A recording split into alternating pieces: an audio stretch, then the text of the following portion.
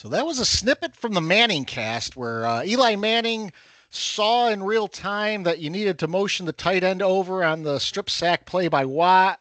And, he was beside himself. They didn't do it. And then the play went off and he's like, no, once the fumble was on the ground. And we know, guys, that killed basically our first hope to try and tie the game. And then the second time we got the ball back to try to tie the game, Jones threw the bad interception and game over, season over. Jets lost. A lot of stuff to talk about. So we are the three Angry Giant fans. This is your host Scott, Giant Mike, Cardone, and Angry Jets fan Novak. And I love the Manning cast. I don't like watching what my team's playing, but that was great, insightful stuff. Each week they see something that the average fan does not see. Bring Eli back. I mean, it's and easier to see stuff when you're sitting in your basement or your living room, what have you. But we get the point, Just another classic example of our team not executing, not seeing things on the field. Just another season. Not that this loss mattered. It's funny. Yankee game also was going on, so I had the multi-view going. But the whole night, as the Giants were in the game but not in the game, and it's again, right, Mike? It's it's my motto is just show up, lose, go home. That's it. That's what they do. That's the New York Giants, and that includes Met Death. It's not just a road game. Show up, like it's show up, take the field, lose, and then and continue with your pasta Sunday dinner. That's it. Yeah. Or whatever you have for Sunday night, or Monday night in this case. Monday night in this case, yeah. Maybe remember the last Grey Goose game we had when we were talking about Indy coming into that game, and we were all jacked up, and we said same thing, Cardo. We said this is a game Indy comes to, gets their asses kicked, and goes home. No Indianapolis team, no football team in their situation comes to play in that game. We're that team every week now. This team is disgusting, top to bottom. I don't know what else to say about them. There's nothing to say. No, it's awful. I'm just going to throw it out there right now. If anyone's listening to this podcast that knows me as like professional Novak, turn this shit off right now, because when it gets to Jet breakdown, it is not going to be pretty. I'm just going to put it out there. Well, I love the parental warning he's given. Like, my in-laws listen to this. Like, turn it off. You don't know this side of me. You don't need to know this side of me. This is the uncut version of like a movie or something like that. Like when they every year when they AMC plays like Halloween 1 and 2 with Jamie Lee Curtis. Like, oh, it's the cut version. It's not the real version. You know what I mean? Like this. Yeah, you're not going to see any of the gore. But before we go, let's continue to just bury our teams here. I sent you guys, not that you don't know this, but to see it again in a visual aid. I think my brother sent me this one. Jets and Giants 4-33 in the last whatever that 37 games in prime time combined. Think about that, guys. 4-33, like 4-33. The Giants are 2-18 by themselves, so that leaves the Jets 2-15, whatever. Some quick math we want to figure out. But we know Jones's record in prime time. I mean, again, show up, lose, go home. That's it. But yet the fucking NFL continues to throw these two losers out there on prime time. Yep. Yeah. They must, because they want the New York market and they want to make fun of us. Exactly. Yeah, I'm getting to believe that they might just want to make fun of us. Yeah. Seriously. Yeah. I used to go around saying that. Because this isn't, you could tell by the Giants' record. I mean, this isn't like in the last 5 years. This is like a decades-long thing. And I was always used to like blow it off when it first got started and back in the 90s and stuff, and just say, look, we're always playing good teams on the road in these primetime games. Of course, you're not going to have a stellar record. Relax. This has gone too far. Mm-hmm. This is a thing now. This is in their heads. This is, Pittsburgh, good team, not an unbeatable team. I don't even remember what our other primetime games were. Dallas was so ripe to be beaten. That was a primetime game, wasn't it, earlier this year? Thursday night at home. Yeah. Dallas had been shredded on the ground, 200 plus yards. They come in, they fucking stone us for 26 yards on 24 carries. Yeah. Sorry to interrupt, Mike. Please continue. No, that's it. I mean, that's it. Just some unbelievable thing has to happen. And besides that, Dallas obviously against the run, they played wonderful that game, but they were ripe to be beaten. They didn't do anything else particularly well. We were in the game most of the time. So even with that, this is how bad this week was. I'm breaking down the week 3 game against Dallas right now. That's if that tells you anything about where we are, that's it. The other game, don't forget the Bengals at home at MetDeath was the other one where they somehow stuffed us to 7 points. They had been giving up an average of 30 points or whatever, some bullshit. It's a miracle how we talk about it all the time. I was saying it on Monday night, I think, and somebody in the Pittsburgh secondary just blew coverage and Neighbors just walks into the end zone from the 25. We never ever see anything like that. No. We got guys getting blown up 3 yards behind the line of scrimmage on a 2-point conversion. Yeah, no, the most hideous 2-point conversion. I think it even topped the Washington one they did a few years ago. Remember that one where they had it was similar like that, and they.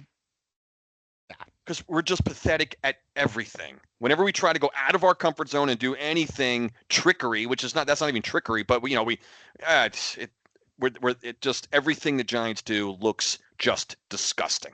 So before we break down that game further and get to Novak's alter ego, let's give a shout out. So I'm not catfishing with this one, but it's hello Manteo, North Carolina.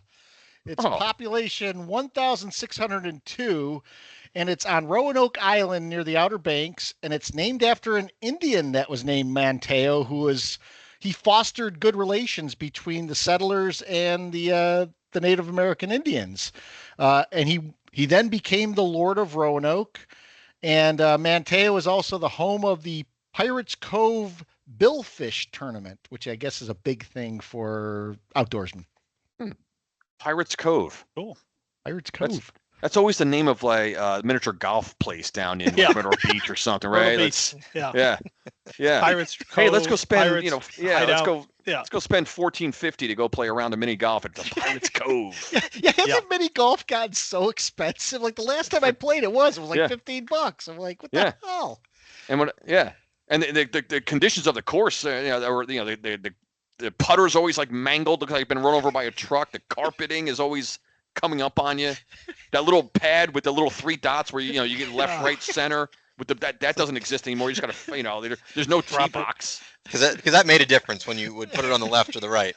Absolutely. That was a big deal. Yeah, at least the ball wouldn't roll away. Mini golf, man. Yeah. That's you're right. Everything's broken down. They're like, the clown head's broken. Just bring your ball into the, Remember they tried to pawn that off as like a great dating experience. Are you fucking kidding me? Who wants to go play mini golf on a date? That's so stupid. All right, so my first date with my now wife was mini golf. Oh, was it really? It was. I'm sorry, Bonnie. I'm sure it was a fantastic experience with Mike. I feel like it worked. I feel like Ted Knight in the clubhouse now. It worked for you though. Bush Smales. Yeah. Judge Smales. Looks good on you. Yeah. The Giants community did lose a member this past week. So Fred Riccio, known as Fred in Florida on BBI, he was at the Jacksonville tailgate that my son Chris and John Pierce, who was one of our guests earlier this year, we got to see them down 2 years ago now at the Jacksonville game, and he had cancer and unfortunately passed away at the age of 76. But longtime Giants fan, known for his tailgates and hosting whoever would come by. So thoughts for his family. Yep. Yeah, absolutely. His wife Carol. Absolutely. And so with that, we go to more bad news, and that's just the Giants and Steelers game. So, we talked about Eli calling out what happened. There was a lot of stuff going on in this game, and both from a mistake-laden stance from the Giants to officials screwing the Giants to everything else going on. So you had a number of procedural calls, and one of them wiped a touchdown off the board for illegal motion. Guys, I have never heard so much like discussion about an illegal motion penalty where Aikman was like, I don't see where there's movement. So if you don't see where there's movement, why are they calling this? I some of the things that they were calling, the Giants, by the way, ended up with I think 12 penalties. 9 of them were on offense. Yeah. And half of them were phantom penalties. There was a hold called on a Tracy 20-yard run where basically the guy was called for a hold because he mauled his opponent too well. Yeah. So I don't want to go. I don't want to go just on the officiating rant here, but the key plays that happened in this game all focused around officiating. You had the touchdown wiped off the board on that illegal motion penalty, and then later on the punt return from the Steelers, what they say is called every single time, and that's taking the punter's leg out, the plant leg. Was not called, and it ended up being a punt return for a touchdown. But you hear that all the time. Oh, that's called every time. That's an automatic penalty. You can't hit the plant leg. Yeah. You can't discuss this game without discussing officials. And I don't like to do that. Every now and then there's an egregious call that I'll get after a little bit, but it's the propensity of these procedural fouls. Now I'll say this before I say anything about the officials. The Giants are undisciplined and sloppy. Mm-hmm. And when they make those fouls, it's obvious. Okay, I'm not saying that these are bad calls. Probably by the rule book, most of them were okay. The explanation on the neighbor's motion thing was that he never stopped. So in other words, he never set himself and then went in motion. He went there, hopped, came down the line, and was still moving when the ball was snapped. So, I've been watching football a long time. Never heard that explanation. I think I've seen about every call you could ever make. I've never seen that call and had it then explained to me that way. But the way they were talking about it, I have to trust Troy Aikman and Joe Buck, unfortunately, in this situation, is that, okay, that's a foul. And then they still kind of carried on with the but, let's just watch receivers in every game, so. And I don't want to just beat up on the Chiefs because it's not just the Chiefs, but the Chiefs are certainly involved in it. So many players have two players in motion at the snap of a ball. You see it in almost every game. And sometimes it gets called, sometimes it doesn't. The thing that's really getting me this year is the illegal downfield stuff. Yeah. So that stuff is getting me because I just don't understand the consistency and the reason. I guess I don't even understand the reason it's a foul. Is it because number fucking 79 is 4 yards off the line of scrimmage? A defender might think he has to cover him. I don't know. I don't know why this is a big deal, but I know this. The Giants have had in 4 weeks 3 plays of over 30 yards taken off the board from it. And not a one of them came even close to impacting the play. Like, I don't even know what the guy who was downfield this week, I don't even know what he was doing. He was running in the opposite direction of the play like a giant dancing bear. He was nowhere. There was nobody around him. Wasn't bothering anybody. So I get it. Okay, this is a point of emphasis this year. But I watch a lot of games. I'm not seeing this called consistently. I've definitely seen it called in other games, and there's no question that it's being called at a higher rate, but there's no consistency to it at all. You see offensive linemen pass the line of scrimmage very frequently on offensive plays. Okay. You should call it though when they're blocking someone or when they're impacting the play. Like you're saying, Mike, if some guy's just hanging out, like we saw it with, I think it was Evan Neal last year on a big play. He was trying to get back into that 1 yard zone. He wasn't actively trying to block anyone or anyone else. And I think he even had his leg back in the 1 yard zone, and they still called the illegal man downfield. To your point, I don't know where the emphasis is coming from. Like, did someone complain and go, there's so many linemen downfield, this is ruining the game? What's ruining the game is a flag every fucking play. This official happens to have the name of our good friend Scott Novak here. Well, Scott Novak's a real dick. He is a menace to a flowing football game. He just can't not throw a flag on every single thing, and it's terrible. I'll close my comments on the officiating with this, because I blame the Giants already. I blame the officials a little bit. I'll go back to the Giants now. Before this game, we had 2 huge plays taken off the board by illegal linemen illegally downfield. Why is it still happening? Mm-hmm. There is not. Dable's not going into the offensive line meeting and going, I swear to God, if you guys get called for that penalty again, I'll sit you down. Yeah. That you got to stop doing that. And I don't know why on the Giants, these things just, it's never a one-time thing. It's got to repeat itself over and over and over. And it always just, it's never on an incomplete pass. It's never on a 4-yard blown up screen pass. It's on these plays that are way downfield. There is no doubt in my mind that flag is only coming out when the receiver catches the ball, because if you watch the games, that's when it comes out. And as long as they're consistent with that, I don't care if they just say, well, we're not just going to penalize it for a nothing burger play. That's fine. Just be consistent with it across the league. These flags are ruining football, and it's not just the Giants. It's not just this particular game. This game has a spotlight on it because of how crazy it was with all that stuff. But it's disappointing. Well, and the guy that was called downfield, by the way, was Chris Hubbard, who is a guy we just signed, who apparently is better than Evan Neal at tackle, although he allowed 12 pressures in this game. So we just signed a guy. We don't trust Neal. He gets an illegal man downfield, which wipes off a big play, and then he lets up 12 pressures in this game. 12 in a single game.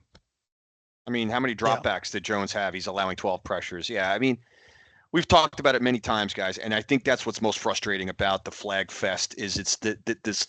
They talk about, speeding up the game and making the game just like look better from an offensive standpoint. Well, it's the lack of flow of any NFL game is just getting harder and harder to watch every single week. And what pisses me off is that each year, the officiating crew, they get together in the offseason, they decide which penalty they're going to highlight. And we've talked about it. This year, it happens to be this. We know it's the legal man downfield because I don't know what the average number is. They keep track of all this stuff. So I would love to know what that exact number is as far as average, legal man downfields there are so far year to date compared to years past. But great point, Mike. If it continues to happen, I could forgive a false start more than I can even a legal man downfield. Oh, absolutely. Because that just happens. Guys are gonna forget the snap count, or something's gonna happen that you can almost live with that to a degree. But this particular penalty, legal man downfield, how does the offensive line coach and all the coaching staff say, that one is a little bit more under your control? And that's where the coaching staff should be going ballistic on these guys if it continues to happen. So that leads me to believe that there's just a lack of coaching during the week. They don't talk about it. It doesn't get mentioned in meetings. It doesn't get mentioned at any point, it sounds like. But prior to even the no flag on the the punt return, which, by the way, who gives a fucking punt returns anymore in the NFL? I mean, as the guy's running across the field, I'm like, well, someone's going to get him. He's going to run out of real estate. The field, someone's going to get over there. No, not the Giants. So, and of course they showed the I said after the guy scored, I said, please show me the special teams coach. Yes, thank you. There he is. There's the headshot of the special teams coach. Thank you very much. But really, the game. And you think, like, Cardone, how can the game be over for you when it's a 9-9 game? But like when coming out of 9-9 at half, right? We had tied it before the end of the half.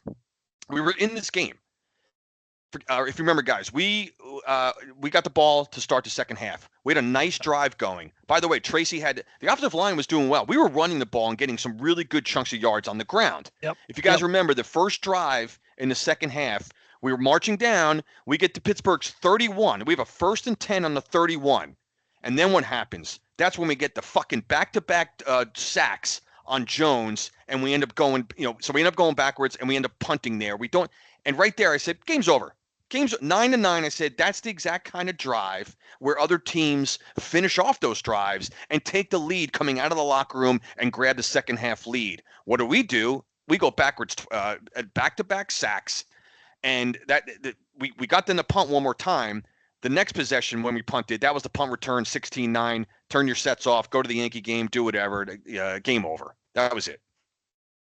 So, as we're doing this podcast too, the Yankee game is on. I Cardone is DVRing it, so he will I not am. be watching it live until after the podcast. So game 5 for the Yankees. Of course, they're down 3-1.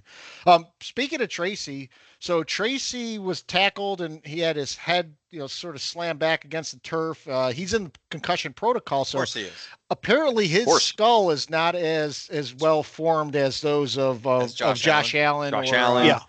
or Yeah. Burrow. Guys, what a joke. Yeah, no, he's a rookie, just kind of coming into his own, just like Malik Neighbors. He's sidelined for 3 weeks. There's Yeah. yeah, Shut it down. Yep.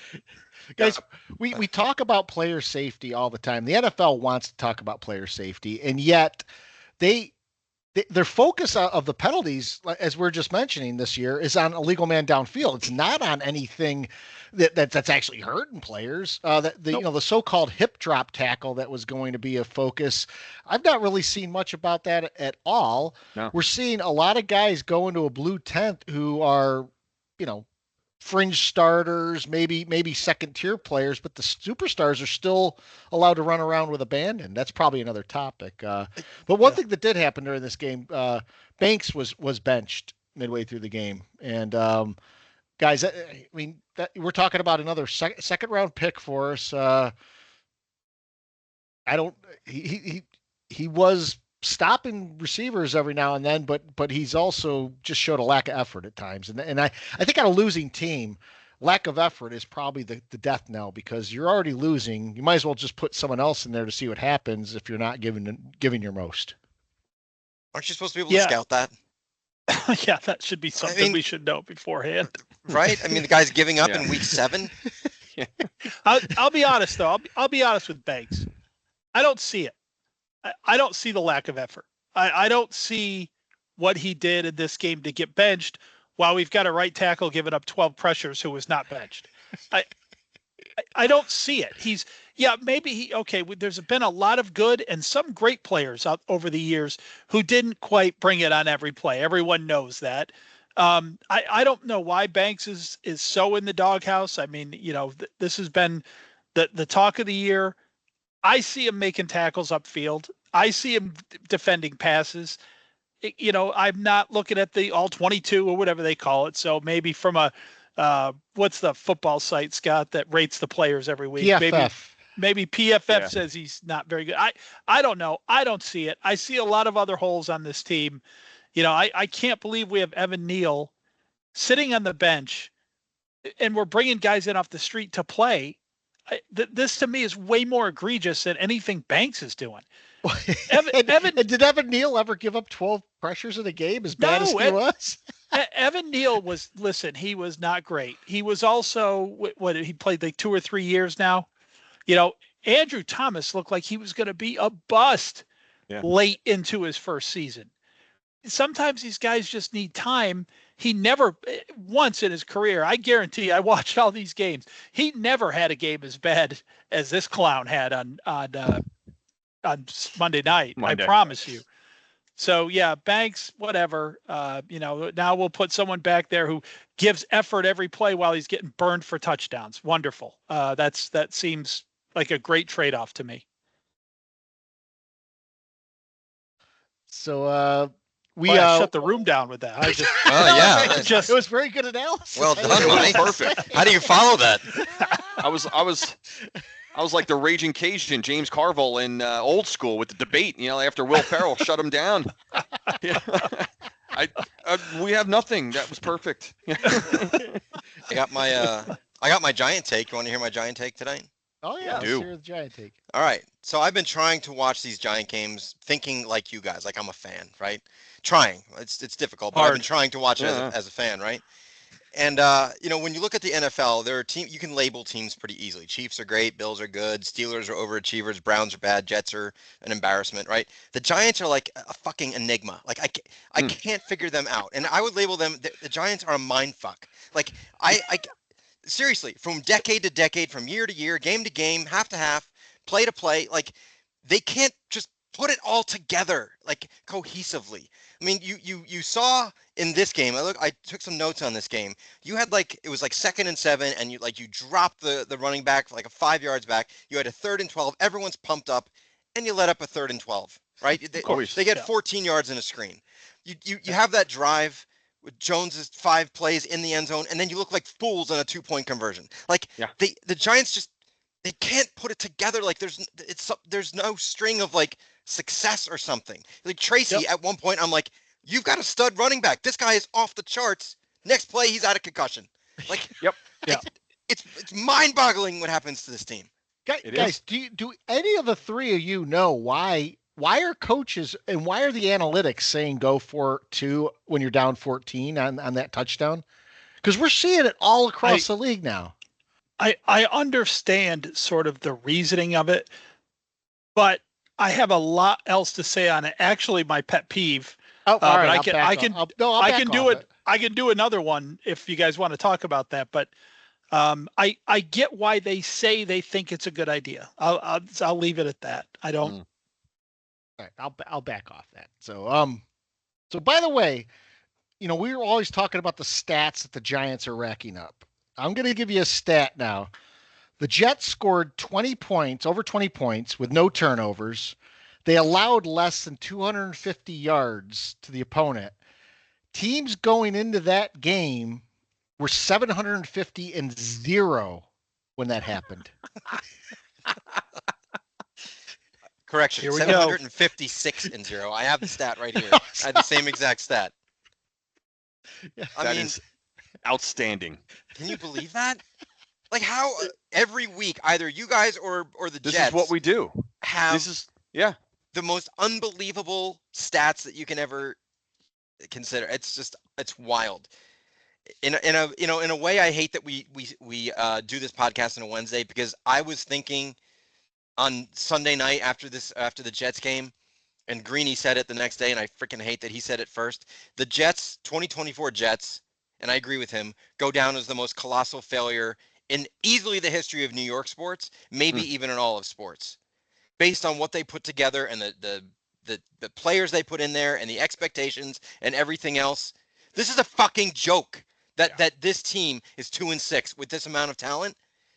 And on top of it, so they you look at the 2011 Eagles, the dream team, right? That team pales in comparison to this Jets squad. Pales. And the whole league is laughing at us. Saleh is now coaching Green Bay, and he and LaFleur are laughing about the dick right now. No doubt. Zach Wilson is laughing. Sam Darnold is laughing. The New York sports are laughing. Everyone, Bill Belichick, New England fans, everyone is laughing again at the Jets. And I got to deal with this shit. And some notes from this game that I looked at: 3 timeouts in the first quarter. Oh, yeah. 3 timeouts.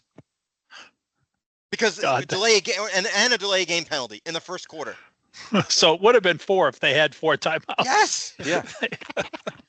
I mean, that says it all right there, man. That you're coaching, you're not fucking prepared. You're just not prepared in the middle of a game. No. Against a horrible team. And Garrett Wilson, I get on him every week. Here's a note. The NFL rules allow you to run the ball after you catch it. You don't have to fall on the ground. And Hassan Reddick, when you're rushing the passer, look up to see where the quarterback is instead of running by him. This team is just a fucking joke. They can't stop the Patriots. The Patriots. I mean, now they replaced the kicker. He's missed 6 field goals all year, and you replace him now when it's too late. This team is an embarrassment. They do everything ass backwards. I can't take it. What is it with that New is York crazy teams? To replace the kicker now. Both of our teams. Both of our teams are down kickers, and by the way, I don't know if this is an actual or a fabrication, but Zerline had a knee injury. Yeah. So I think they put him on IR. They play us for fools on top of it. Give me a break. He had a knee injury. Get the fuck out of here. So are the Jets holding on to him? Because I literally would take Zerline over our guy. So imagine Jets and Giants trade Zerline for Greg Joseph. Yeah, both teams are super happy. The first kicker trade ever. Was Greg Zerline? Was he the one that used to call Greg the Leg, or was Greg that the Leg? Greg? Yeah, that was him. I think when he was with the Rams, Greg the Leg. Yep. And then he went to Dallas. He was banging field goals with Dallas too. was now he's the same one they called Legatron too. That's You correct. ever- yeah. Okay. Yeah, but he goes to the Jets like anybody else, and he sucks. It becomes just Greg Zerline, the shitty kicker. Forgets how to do his job and just It just goes into oblivion, and oh, God, what a disaster. Novak, did you see Matt Ryan's comments? Or did you hear? Not saying anything. Pile on, bring it, pile on. Yeah, no, nothing earth shattering at all. His synopsis was just perfect. It was sort of like the old like Danny Green in a way, just sort of like he goes, the Jets are like this is who they are now. Like this is like they've done everything they possibly can. By bringing in Devontae Adams, by bringing in, doing what they, firing their head coach, doing, you name it. Like this is like, in other words, your fucking season's over. Like he said, I don't think he wanted to say that on the air, like as he was in the studio there, but he just said, he goes, this team, you've done everything you possibly can.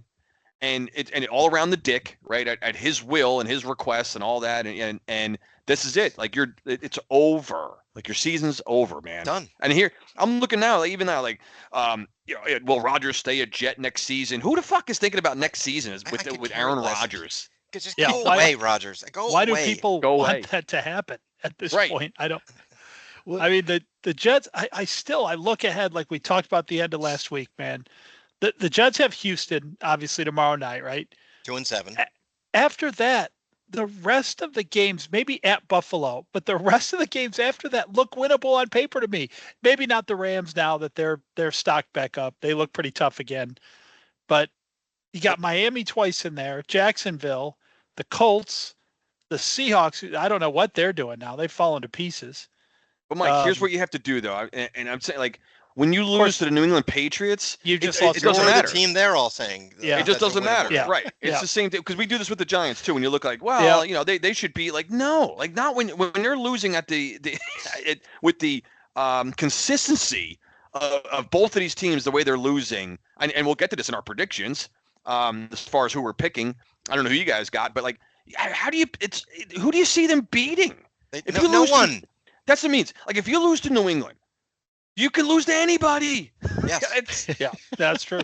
You're right. And they will. And I hope they do. Like, I know no one wants to tank. I do. I want to tank. I want to suck. At this point, 2-6. Guys, we talked about this last year. What is the difference between being 2-15 and 6-11? Yeah. Nothing. Eight draft picks. Yes. Have you guys looked at Have you guys looked at the standings though? So right now, like the Giants and the Jets have 2 wins, and they're like 10th and 11th right now in the draft order. And think about how bad the NFL is, and yet because the Giants and Jets are in the New York market, we're the laughing stocks. We are the ones everyone's talking about. They're talking about the Jets. Rodgers, the massive foul that they're having, losing to the Patriots. And then the Giants are getting piled on for Daniel Jones looking like crap and being the worst quarterback in the league, supposedly, and not being able to win on prime time. And so it's just pile on our 2 franchises for everything. Like they're not talking about the Titans being bad or like the Panthers, the Panthers being bad or a lot of teams, because there's more teams that are in that group, the Jaguars. Everyone else that's ahead of us right now in the draft order, we have 2 wins, and supposedly there's 9 teams ahead of us. Yeah, well, I don't know if it's just this year. I mean, the Giants and the Jets over the past decade have been the 2 worst franchises in the NFL. And the reason we get picked on for it is obviously because of the New York market. No doubt about that. The Panthers are way more disappointing than they have sold into the tank now. They are like, we are not even hiding it. We are tanking. We have a player playing good. We will trade that son of a bitch right now. Yeah. Don't you mess this up for us. I'm on the tank train too. I'm on the let's tank train big time, man. Why not? But you know what's fun? Like, I mentioned it to you guys. Scott, you weren't there. We were watching the games on Sunday together, Novak, Mike, and I. And I mentioned to them what my son said to me on Saturday night, which is I'm still laughing about. It's great. We were watching the Yankee game together on Saturday night as the Yankees were going down 0-2 in the World Series. And I'm watching. We were at a bar, him and I, and I'm looking all miserable. I'm barking at every pitch. Like every pitch, I'm barking. Whether the Yankees are up or the Dodgers are up. And my son looks at me, and then finally I asked him a question. I said, Cole, I said, something about the game. He's like, I don't want to talk to you anymore. I said, well, what's going on? He goes, no, you know what? He goes, you love to hate the stuff you love. Brilliant. That describes every one of my sports teams and the four of us. But guys, it's not only just our teams. It's even the league. It's the National Football League, the National Basketball Association. All the teams and sports that I watch. All I do is bark at this stuff throughout the entire game. And it's like, if anyone saw it, didn't know what I was, they'd be like, well, this guy is miserable. Just miserable watching. And then I take that, furthermore, I take that onto Monday morning when I'm watching Get Up or I'm watching First Take or when I'm listening to the sports media. You guys know where I go with that. Oh, yeah. It's I can't stand watching or listening to any of it. So I love it, but I hate that stuff. I love that stuff. I love to hate the stuff I love. It's hilarious. We all do that. Most profound thing I've ever heard. It really is. Very insightful. We were there just complaining the whole game long. And your team wasn't even on the screen. You guys were complaining. No. I was just watching a Jet game. And being and having strangers just stand breathing over my shoulder trying to chime into the conversation. That's a great one at the sports bar. And Novak said it perfectly. He's like, do we look that approachable? I said, no, we're not. We shouldn't. We definitely should. You got four guys with their eyes locked on the TV screen, backs to the floor there, and some guy's just chiseling his way into the conversation. Well, to be fair, at Mulligan's, we probably are some of the more approachable people. That's true. That's true. We're just all sitting there miserable, man, just hunched over. Yeah. I mean, I was screaming the whole time at the whole game, and these two were trying to console me the whole time. It'll be fine. It'll be fine. Mike, they return the kick, and Mike is like, it's just a return kick. You'll be fine. You'll be fine. No, we were not fine. So this week felt like a you'll be fine moment. Yeah. This week we got the Giants at the Giants hosting the Commanders, who we'll talk about in the around the league thing, but they had the Hail Mary happen. But Jones has already been announced as starting quarterback, and Banks is going to be starting at cornerback. I don't know what to make of this game. You'll see in my predictions what I do think. But guys, I mean, another game at home where we've been inept, and we're taking on a team who's one of the hotter teams in the NFL and is getting talked about as if they're one of the close to being premier teams in the NFL, which I don't see it with the Commanders. I mean, they, by all rights, they should have lost that game to the Bears. And again, we'll talk about the Hail Mary in a minute, but they would have lost to us if we had a kicker. they really would have. That's right. Yeah. There's a lot of times that this game ends up being a win for the Giants because of the favorable results they've had against the Commanders in the past, but that may have changed this year. So I don't really have much more to say in terms of the run-up of this game. No. We usually, Washington year in and year out is usually one of our games that we kind of look to for at least a win. We always seem to play well against that team. I'm sure they're aware of that. But, Scott, the way that the Commanders are having one of those seasons that's just kind of magical right now. I mean, Sunday obviously further, put a stamp on that right now. I know we're only at the halfway point, but do they trip up against the Giants right now, the pathetic Giants team? I don't think so. They just have the look. You can see the way that team is competing and the way they are being coached right now. Like, there's a vibe, and they haven't had that in a long time, probably since RG3's rookie year, right, where we thought he was going to resurrect that franchise. I mean, Washington's been down a long time as well, a long time. But they found something this year, at least for 1 year, guys. They have something going that we can't come close to on any level. And it's not. And Scott, to your point, it's true. I'm not ready to put them in like, oh man, they're gonna win the division and they're gonna go a deeper playoff run. Not saying that at all. But when we talk each and every week about the league, particularly about the Giants, and where this team just can't compete, Novak, you just said it. I've said the same thing. I've been a Giant fan my entire life, and I cannot explain. I can't articulate what this team is missing. People ask me like, Cardone, do you need, just friends at work and stuff like that. They're just like, quarterback, coach, what do you think? I go, I don't know. I don't know how to fix any of this. I usually have some idea, or at least I think I have some idea. With this Giant team right now, I don't have any clue where to start. I don't know who I want to draft. I don't know where and what position I want to draft. Dable goes, stays? I don't care. Jones, get rid of him. I don't care. I mean, I care, but I don't know how to fix any of that. Kind of a roundabout way to comment on the Washington Giants game, Scott, but Washington has something going this year that we can't compete with right now. So you can probably tell who I'm going to predict to win that game. But I don't know. I just don't see the Giants are at. It's not even about the roster or who's taking the field, guys. I think it's just more about who has more will and reason to win a game. The Giants don't have a reason to win a game. Not like Washington. They have a lot of reasons to win every single week. We don't. By the way, I want to give a shout out to our listeners because the empathy that they showed on Sunday afternoon. I had no less than 5 texts or messages asking if we've done a wellness check on Novak. So they listen to this podcast and they want to ensure that even the Jets fan of this podcast is healthy and in decent spirits. Well, he was with Cardone and Mike. I don't know if that's a good thing. Well, no, it was. Thank God, because I actually had fun. When Cole was there too, I had a good time. I enjoyed it. You guys were like nice. You were like, "Don't worry about it, Novak. It's fine." Well, I think consoling me. Like, what the fuck? Losers know how to handle losers. Yeah, they do. Yeah, that's right. Yeah. When you embrace the losing, it's sort of like just like Chuck Nolan when on the island in Castaway, when he's like, it's like a warm blanket just came over me, and I knew what I had to do. I had to keep breathing, and I had to stay alive. That's what this is. It's the same thing. Yeah. Like you embrace the adversity, you embrace the losing, you embrace the misery. I've embraced it. Like this run, and I'm not talking about this year. I'm talking about the last 8 years where we've been 2 or 6 or worse, and 7 of 8 of those had.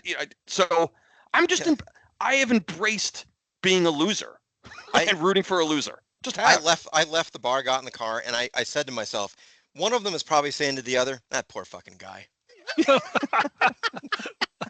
We know what he feels like, you know. I feel bad for him. He just can't have a winner. What a loser. This is a very optimistic thing to say, but it's true. It's very true, actually. It's seasons like this and spurts like this and decades like this that make the winning so awesome. You know, it really is. But they suck to go through. They just absolutely suck to go through. It's difficult. It's a difficult thing, and go ahead. As difficult it is, it's we'll say it's stress free. I'll tell you that. It is. That's one thing. Stress. Yep. The games are just completely stress free. I think that's the fun part that I embrace. It's the opposite. Again, it's the opposite Grey Goose game where you just go into the game drinking whatever you got in your hand, and it's just like, fuck it. Giants just fumbled on the inside the red zone. Who cares? Yeah. It does. Like it's stress free. Yeah. Because when you have those meaningful games, it's a stress fest, and you can't even breathe. Can't hardly breathe. I know. Yeah. I know. I say, of course, so many times during a football game that it's insane. You do. That is a Mike line. That is. Of course. Like, you see like a screen pass bounce off the receiver's helmet and it gets intercepted. You're just like, yeah, of course. Yes. Who didn't see that coming? Of course. Yeah. I agree, of course, with everything. I mean, the only chance the Giants have in this game, well, they've got a couple things going their way. You mentioned the history against Washington. We just always, I mean, this is a completely different Washington team. But I don't know how you guys feel, but, Cardone said it, like they have something going on this year. And that's exactly how I feel. I feel like this is a one-year thing. I don't feel like this team is going to handle the success very well. I think they're a little full of themselves right now. I think that they think that they're better than they are, and sometimes that's good for your team to have that kind of confidence. But I know this, and I know Cardone and Cost will agree with me. If the Giants were having the exact same season that the Redskins are having right now, we lose this game. That's a good call. I mean, I see this if the Giants are sort of on cruise control and they just got a lucky win that maybe they shouldn't have, and we're just so high on everything and everything's great, and then we got a 2-6 team coming into our place, we are losing that game. Doesn't mean we're going to tank the season, but that game will be a loss. Yeah. That next game up on the schedule. You know what I actually equate this Washington team to? Not so much the RG3 year, because there's a lot of parallels there between Daniels being in his first season. I equate this to Dable's first season in New York in 2022, where the Giants made the playoffs, but no one in the league said, "Oh, you got to watch out for the Giants for the next 10 years." I think Redskins think that the people are going to say, "Oh, you got to watch out for Jaden Daniels and the Redskins for the next 10 years." But to me, this is a team that's had a blip in the radar, and again, they're not going to keep this up. Now, we don't even know if they're going to win the division, make the playoffs, or whatever, because the NFC right now is really competitive. If you look at the NFC North, if you don't win your division this year in the other divisions, you might not make the playoffs. It's flipped. Yeah. So it's going to be flipped. Yeah, it's going to be really interesting to see what happens on that front. There will not be a more insufferable game to watch than the Commanders Giants. The tongue bath of Jaden Daniels and replaying the Hail Mary 50 times during the game. You guys are going to turn the volume off. Just don't. Just don't watch it. Don't listen. Yeah. Well, by the time if Washington has the ball at halftime near the 50-yard line, they'll be like, "Oh, dude, can they recapture magic?" So, Novak, you'll have time to digest what's happening by Sunday, because the Jets-Texans is on Thursday night. So just tomorrow night, we got a football game with the Jets on it. Yep, and I'm not watching. I won't watch. No, I'm not kidding. I'm not going to watch. And here's why. There's very few nights of the year that I absolutely love and look forward to. I love Halloween night. I do. I like it. I have we do our same thing with the giving, the fire, and we get the kids coming over, candy. I watch Halloween when I come in night. Why am I going to ruin my night to watch that crap team? I'm not. I won't watch them. Fuck them. Fuck them. And the only reason I would want to watch is to see what the fan response is to the Jets when they come out of the tunnel. Either they're going to boo, or hopefully no one's there, because I'm on all my Jet boards and everyone's saying boycott the game, boycott the game. Those that are going to go saying we're going to try and sell the team. That's the only reason I want to watch. I hope they lose. I hope they get destroyed. All the Halloween puns the whole night. I'm over it. Don't care. Not watching. But by the way, we're recording next Monday rather than Wednesdays that we usually do. So I'm pretty sure when we asked Novak on Monday, "Did you watch the Jets game?" Week, yeah, I watched it. Of course. I say that. Somehow. Oh, God. I probably will. Yeah. You're right about everything, of course. But you'll watch it. But the Halloween puns, the camera going around looking at God knows what kind of costumes we're going to see tomorrow night. It is going to be just a horrific, grotesque, awful viewing experience tomorrow night. Awful. And I'll tell you what, the Texans are much like the Commanders. The Texans are ripe for the taking too, I believe. I don't know if the Jets are in that mindset to be able to do it, but Devontae Adams supposedly gave a very impassioned speech last week before the game, and it didn't do much good. So he's in the locker room now. You got Garrett Wilson there. You got Rodgers. This thing could implode. It's going. It's good. It already has. The shit's over. What are you talking about? Oh, come on. This game's a joke. No one's going to watch it. No one cares. It's in the middle of imploding.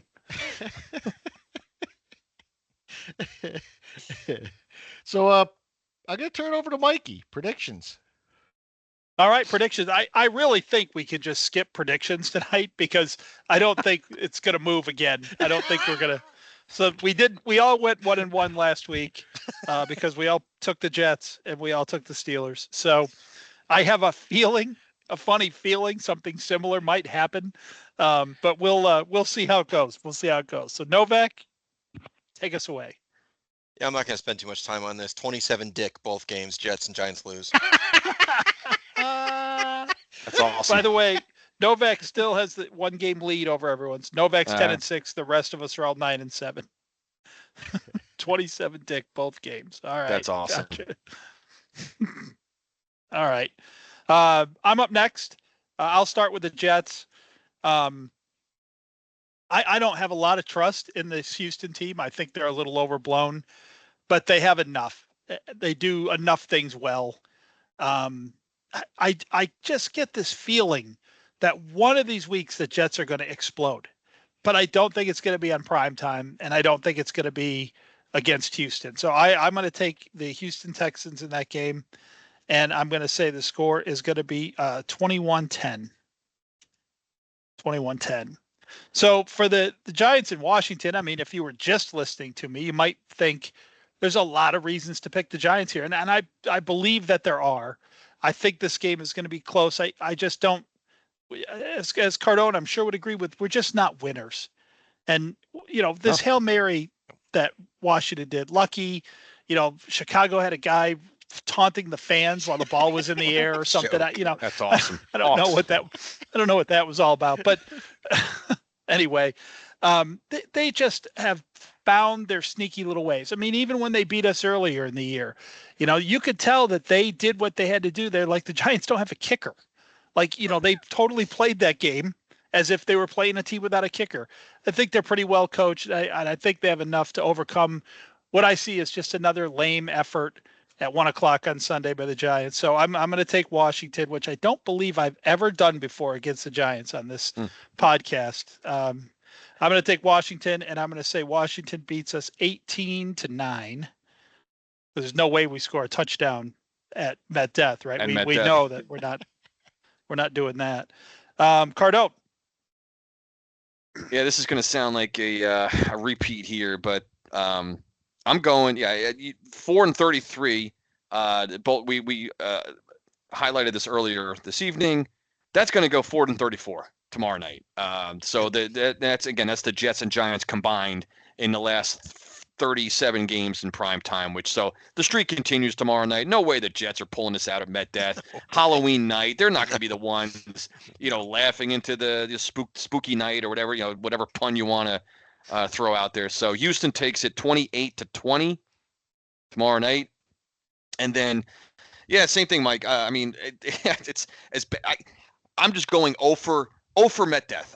Until these teams can do anything at home. I mean, I want to continue. I'm not just doing it just to stay trendy here, but I don't feel like the Giants are going to win this game just for the reasons we just spoke about. With Washington, they got something going. They just have so much more meaning and going. I agree this is the type of game Washington could trip up. I just don't think they do because the Giants, the enigma that they are, as Novak highlighted earlier, they don't know how to win. This Giant team doesn't know how to beat anybody. They certainly don't know how to win at home. Give me Washington 27-19. I guess I do have the Giants scoring a touchdown and a bunch of Joseph field goals, all from fucking 21 yards out because they can't get in the red. They can't get a score in the red zone. The thing that pushed me over on that, Cardone, and you were just all over it. And I think is Washington could trip up here, but still win. Right. That's like Washington could go out there and play probably their worst game of the year and win by 10 points. It's absolutely that's how bad I'm looking at this right now. Yeah, that's what Giant opponents do. I started to think about that. I mean, Pittsburgh ended up, playing a pretty good game on Monday night, but for a little while there in the first half, I'm like, Pittsburgh's not doing it. Like they just have to be there. They just have to be on the field. They get a win. Just be there. Just occupy. Just put 11. Throw 11 out there. Yeah, exactly. And see what happens. Just be on the field. You get a W. Yep. Scotty. So I'm looking at this from a little different angle, and you'll probably hear this a little bit later here, but Jets and Texans, it's a Thursday night game, kicks off the week, Halloween week. And we know the last couple times the Giants and Jets have both played at home on the same week. Neither team has done anything at all. A lot of money in this game is on the Texans right now. And I see that playing into this, just like last Thursday night's game did, and I'll talk about that during our Around the League look.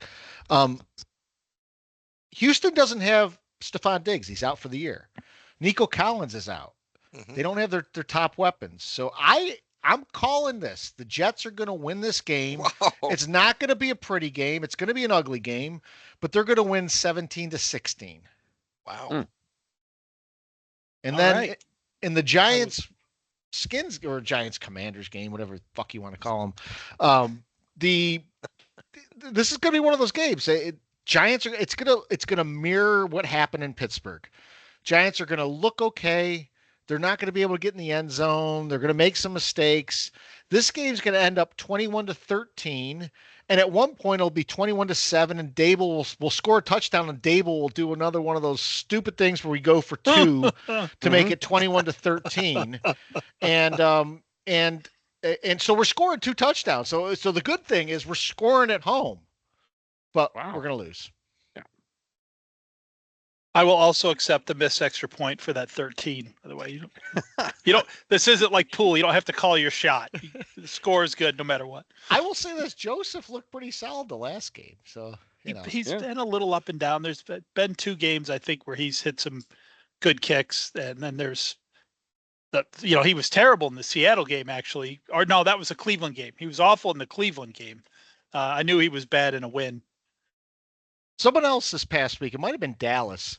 They were down 2 scores, and they tried to do the whole thing where they go for a field goal before they get the touchdown, and they missed the field goal. I can't remember if it might not have been Dallas. It might have been someone else, but it was on Sunday. It was on Sunday afternoon.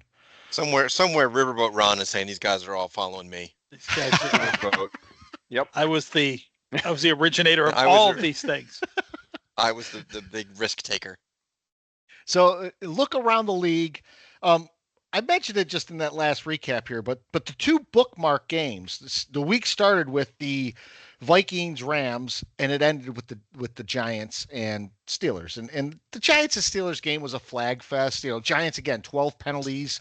Steelers didn't have that many, but again, Scott Novak was calling penalties on inconsequential shit. Well, when the Rams and Vikings played, between 80% and 90% of the money was on the Vikings to cover that from a Vegas standpoint. And if you guys watched that game, I think there were 4 times on third down drives were extended on penalties, defensive penalties on the Vikings that were iffy at best. And then down 8, from the shadow of their own end zone, minute and a half left, no timeouts.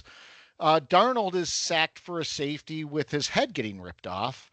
And first off, the ref missed that was staring right at it. Second off, how do you not remedy that? It's a scoring play, so you review it. How do you not remedy this with the eye in the sky or whatever, saying, well, you know what, the guy's head got ripped off by a face mask?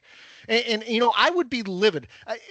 You guys don't want me as a head coach, because if I was a head coach, I'm calling my team to the sideline, and I'm doing one of those where we march into the locker room, just we're walking off the field, protest the game. We're making a statement on national TV if that happens, because how in today's NFL, we talk about player safety. A quarterback's not just had his face mask ripped off, but how do you hit him in the face mask without touching his head, which is supposed to be a penalty in itself. So, so when Darnold gets up from that, and he's doing the whole thing where he's grabbing his face mask, looking at the ref, and the ref's giving him the shoulder shrug, like, no. Yeah, I would say other than the Saints Rams playoff game when they had that pass interference where he knocked him out, that was the most egregious missed call I've seen in my life. Yeah, because it ended the game. It absolutely ended the game. Yep. I mean, the Darnold thing was how do you miss that? Anyone could have seen that. And the officials' explanation for missing that, it just didn't buy it. It just didn't. No, it didn't pass the giggle test. Absolutely not. He's like, well, I was behind the quarterback. Well, okay, you didn't see his head violently snap like The Exorcist to the left, right? When that play happened, and even if you didn't physically see a guy's hand on the face mask, as to cost point, he got hit in the head. You 100% know he got hit in the head. You were behind the quarterback, but by the end of the play, his head was facing you. So they had a viewpoint of him when that happened. The ref goes to his hip and decides not to throw the flag. So you have to ask yourself, what did he see that he didn't throw that flag on? And it's like, I don't know. I don't know. It's a little iffy. Mike always talks about the gambling aspect. It's a little iffy that all the money in that game was on the Vikings, and there were several questionable calls on the Vikings. I want to compliment Mike on an excellent Halloween pun. Well done, Mike. Which The one? Exorcist. The Exorcist. Yeah, I went there. And then he let all his other officials off the hook by saying, well, of course they were downfield looking at the offensive line. And it's like, a back judge has never called holding. A back judge has never come running in with the late hit out of bounds, or never come in on the roughing the passer. Yeah, those guys upfield, they can't see over the offensive line. Obviously. Everything about that explanation. The explanation, it's sort of like in politics. The cover up is worse than the crime. Oh, yeah. It's like, come on. Well, they had the referee assistant there. I can't remember who it was that they were talking to in the booth.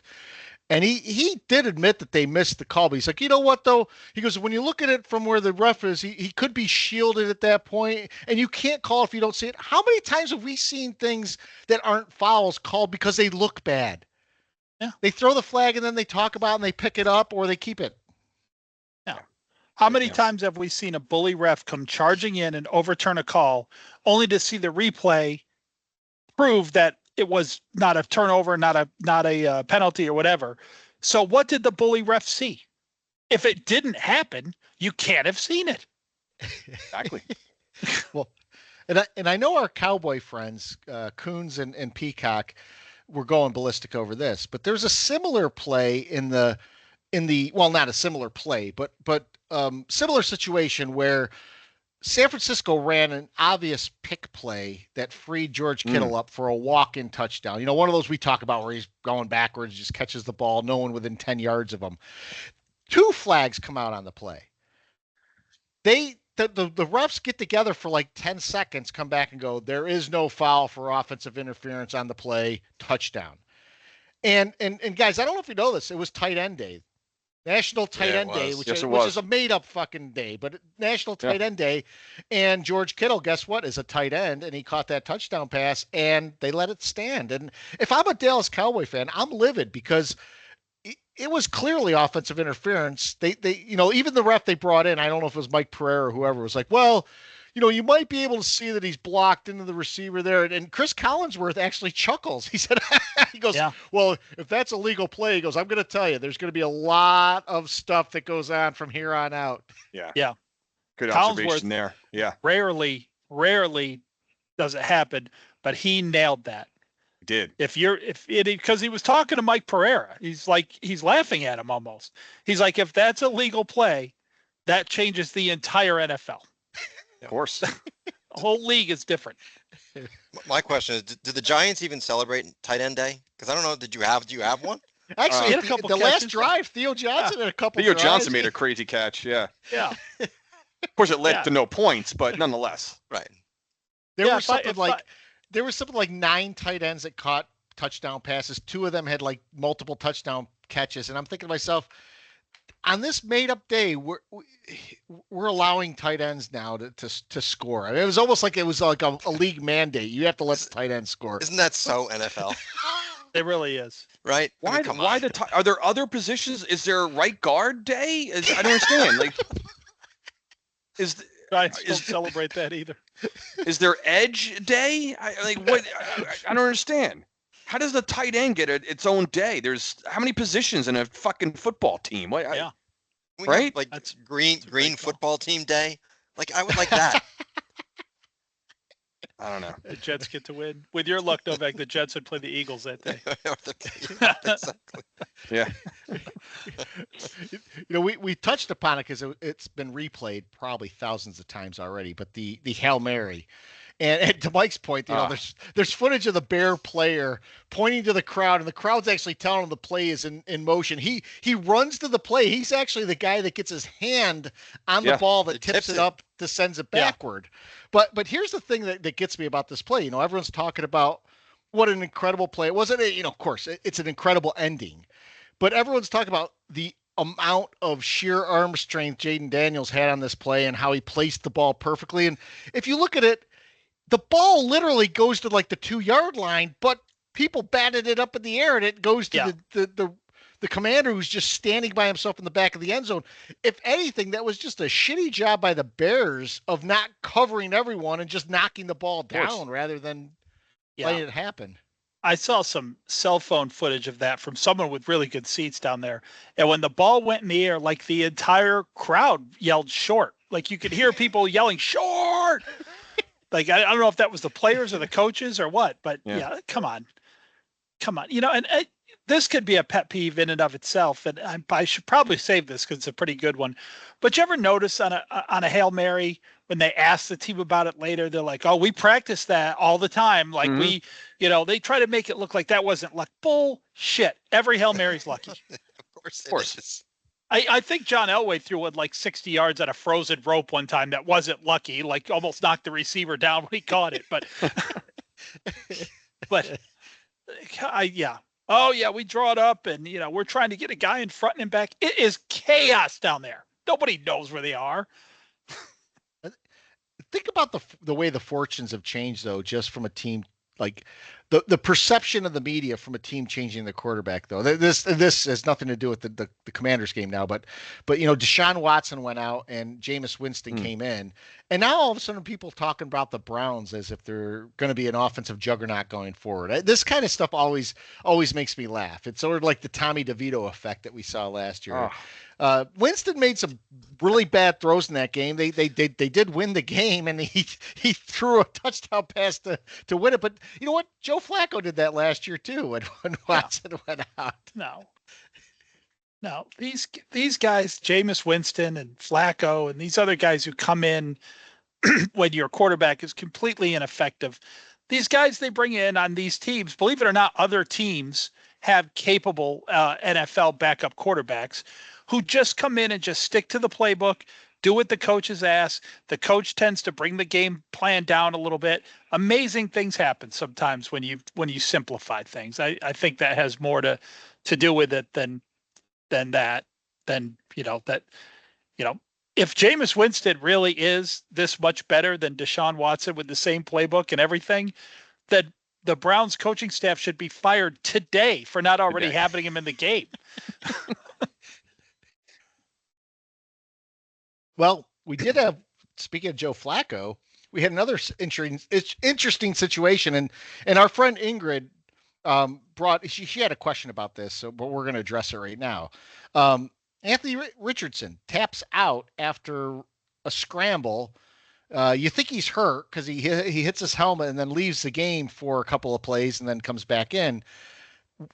Now he's benched, and he's benched indefinitely. But good. Have you seen a quarterback tap out of a game? I don't think I ever have. Of course Never. not. No. This is where we are, guys. Come on. This isn't more symbolic of the NFL right now. I don't know what is. And you know what's amazing about that? Had Richardson, like, he had he just said, it could have been lying through his teeth, but nobody would have known. If he had just said, you know what, I was running on that play, I felt something tweak, something didn't feel right in my leg or something like that, and who's going to question that? Nobody. No. This guy doesn't realize by saying that you're just tired and you fucking were running around on a couple consecutive plays, scrambling around, you're going to just admit to your teammates. Orlovsky, who, so they were breaking this down on Monday morning. Orlovsky, said it, I thought had one of the best comments is like, how does this guy go back in the huddle then, and look his offensive lineman in the eye, on needing a game-winning drive. I need all of you all in right now. Let's go. One last drive. Leave it out on the field. Do everything you can. He's lost respect of his teammates forever. Orlovsky's a tool, by the way. I don't know if you saw what he posted 2 days ago. He is a tool. He said a good comment, though. He said Richardson's stats were a lot better than a player who needs to be benched. He should be starting. Wow. So he went back on what he said before to say that he should be starting now. Well, yeah. I take it back. If you're a coach, you lose the locker room if you don't bench the guy. Yeah. I mean, come on. Yeah. Orlovsky he's just such a stat guy. He even like his gut feeling was this guy might have just ended his career, but 2 days later he's looking at stats. He's like, "Wow, this guy's," Richardson is like Justin Fields. Great. Your stats look wonderful. Look at your rushing yards. That's fantastic. You're not a quarterback. Get out of here. Get out of the bench. because Orlovsky probably got a call from the NFL. That is a guy you're not supposed to shit on. Yeah, just so you know. he's an untouchable. You better make up for that, Orlovsky. He's an untouchable. That's a young star. Can't. Old school quarterbacks would, they'd have gone back to the huddle, sucking wind, and the coach would have called a play that had them running or rolling out, and they'd have changed it to a run in the huddle. It just said, "No, we're going 36 off tackle right here for a couple plays until I get my wind back, and then we'll." McNabb would have just thrown up. Yeah, yeah. How do you think McNabb feels? That dude's throwing up on the field while he's running the clock out on his own team in the Super Bowl. So this time of year, especially next Tuesday, Uncle Sam is at the forefront of our election cycle, but he is always wearing that damn hat.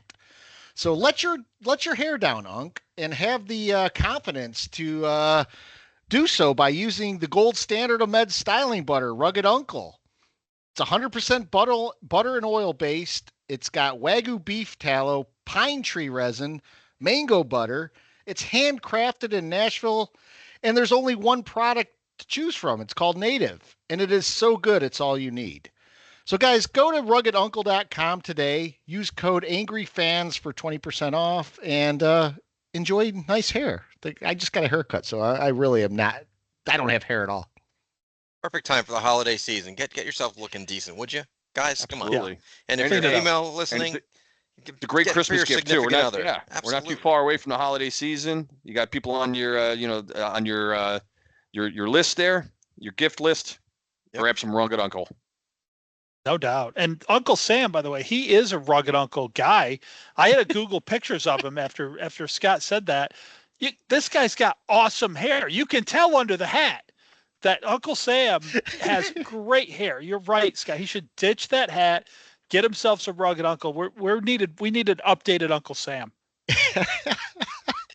Uncle Sam with Rugged Uncle. That would be awesome. He could good... rock out with the Nashville Elite. Yes, absolutely. Yeah, you can tell he's got it's gray, but it's like blowing out from under the hat. I mean, it's a good head of hair on Uncle Sam. Get rid of the hat. So, by the way, I did segue out of the around the league before you guys had a chance to opine. Did you have anything from around the league that I missed? No, real quick. I just wanted to mock the Serpers. I mean, what are they doing? Trading a wide receiver to move up 3 spots in the draft? What a bunch of morons! It's the worst run. Mike and I called it at the live pod that this is going to be a historically bad team, 2-15. I think it's dead on. Oh yeah. That's actually a great point. So David Tepper traded Deontay Johnson, who they just traded for this year. So the guy hasn't even played 8 games for them, and I think he's been hurt, so maybe 6. And they gave him to the Ravens for a 5th round pick, but they gave the Ravens their 6th round pick. And the way it stands today, there's a 3 pick difference between those. Now I think there's going to be it may change because of the standings. It also may change because of compensatory picks, I think. But still, as of today, the Ravens got a guy for a flip of 3 picks. Yeah. If I'm an agent right now, you know what I'm saying? Listen, go get your money from the Panthers. They'll trade you in 7 games. You'll play for a winner then. Yeah. Because these morons. So true. If the Panthers were a fantasy football team, you'd kick them out of the league. Yes. They made Chicago better. It's like collusion. Now they've made Baltimore better. Just San Francisco. San Francisco. San Francisco. But sorry, they didn't make the Giants better with Brian Burns. They were supposed to. They tried. They're just out there giving away great players for nothing in the middle of a playoff run.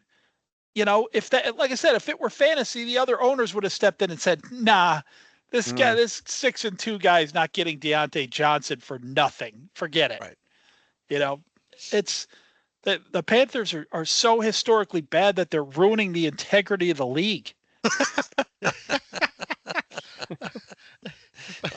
Ruining their artistic integrity.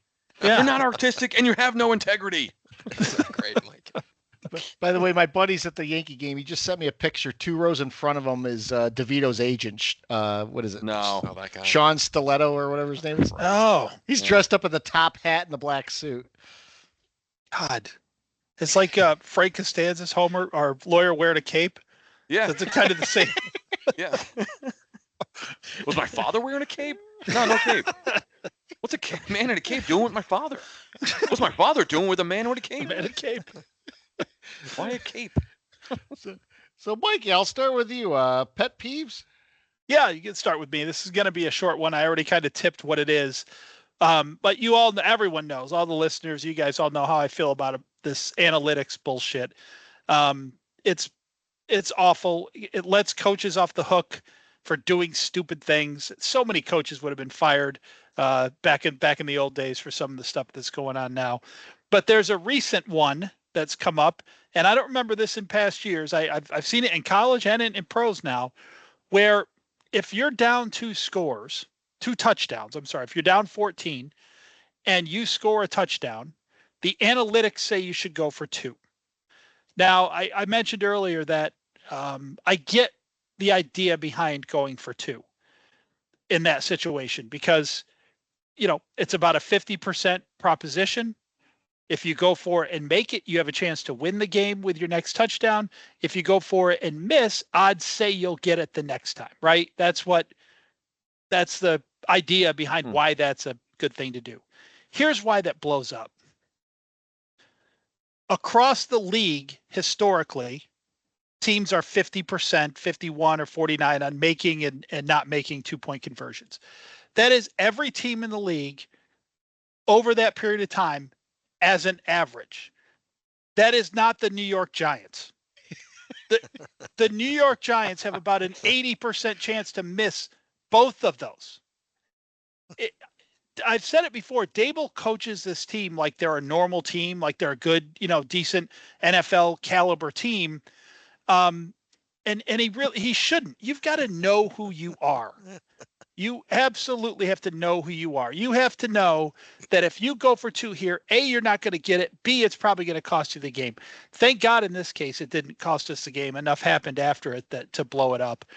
But this, if you're the Chiefs, sure. Right. Yeah. Why not? And maybe Chiefs is a bad example because their offense isn't playing well. But if you're a team with a really good offense, that might be a good strategy for you. Because if you look at it, let's just look at 1 year. If you look over the course of 1 year and the league average is 50% on making those, this is what analytics does not take into effect in any of their, analytics say go. By the way, does it ever say analytics says don't go? Have you ever seen one? Right. Not once. I've never seen one. No. Yeah. No. But don't even think about it. What are you doing, coach? No, never haven't seen that. Punt. Yeah. No. Yeah. So where was I? Yeah. So it's 50% over 1 year for all the teams in the league. That doesn't mean every team is 5 for 10 every time they go for them. That means some teams are 7 for 10, and your team, Brian Dable, is 2 for 10. That's how stats work. And I had no idea how to say that before about analytics. But this particular analytics tool, this going for 2 when you score a touchdown to be down 7, this turned on every light in the room for me, and I see it very clear now. That is the problem with analytics. Analytics says go for it because you have a chance to make it league-wide over the history of the league. You're not the Carolina Panthers, you're not the New York Giants, you're not the Jets. That is why analytics needs to be thrown in the garbage unless you have an elite offense.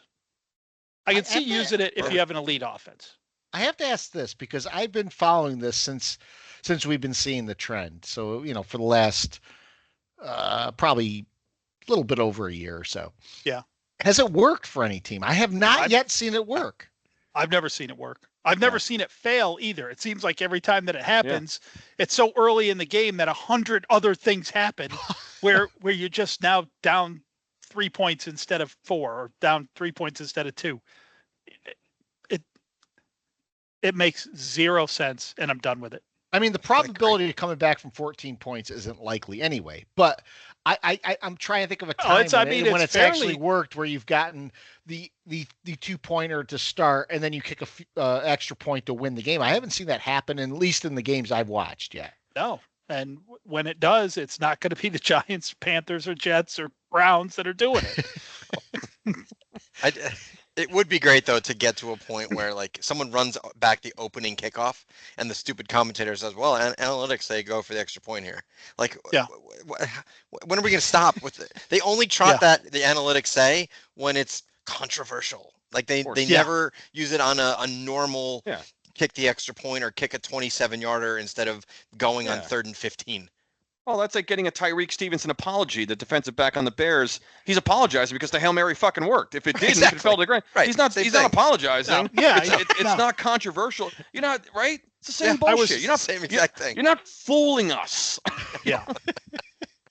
Yeah. If it didn't work, he'd have said, "No, man, I was baiting the quarterback. I wanted him to think I wasn't paying attention."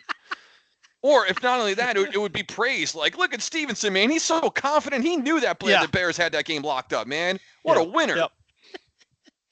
Yep. Novak, pet peeve? Yeah, so look, I don't know how much more pet peeves and anger I can find about the NFL at this point. So I'm going to go away from the NFL just because I need something different because the NFL just sucks. Last year, I wasn't as angry about the NFL, and I think it's because I was really into college football last year. I loved it. I loved every minute of it. And I think there's a couple reasons personally why I'm not as into it this year. App State sucks. ECU sucks. The Mets were in it for a long time. So I think I haven't been able to get into it. But I think, and I texted you guys this, I think college football is at a crossroads here. And I'm angry about this alignment crap. Because we should be in the heart, almost near the end of the season where our rivalries are coming into play. And I'm flipping on the TV and I've got like Rutgers, USC, Illinois, Oregon, Wake and Stanford. What? Yeah. Like college football right now should be Mississippi State and Arkansas and Auburn and someone, I can't think of all the different matchups, Michigan, Iowa, right? Real core rivalry-esque type games, and we're getting this crap out here. And on top of it, Coons told me this stat, which I couldn't believe this is true, but it is. Oregon, ranked number 1 in the country, undefeated. There is a path that Oregon won't play in the Big Ten championship if they go undefeated. How can that be? And are number 1. How can that be? There is a legitimate path because it next goes to common opponents. And if Penn State and Indiana both beat Ohio State by more than 1 point and they end up undefeated, Oregon is not in the Big Ten championship. The Big Ten championship. Oh, they got to fix this. How fucked up is that? What are we doing with this? What are we doing? So my pet peeve is what college football is now. Maybe I'll like it when it gets to the top 12 and those games. But that is lost. The regular season, which was so great about college football, has lost its luster for me. I could just see college game day being at Stanford going, we have this legendary ACC matchup of Stanford versus SMU. SMU. Yeah. SMU. Is that not happening? Yep. And then like they do, like when the Redskins change their name, we've talked about this before on the pod, but they act like it was never the old name. Right. That yeah. The Giants in the history of the Giants and Washington rivalry, the Giants are 75-68 against the Commanders. No.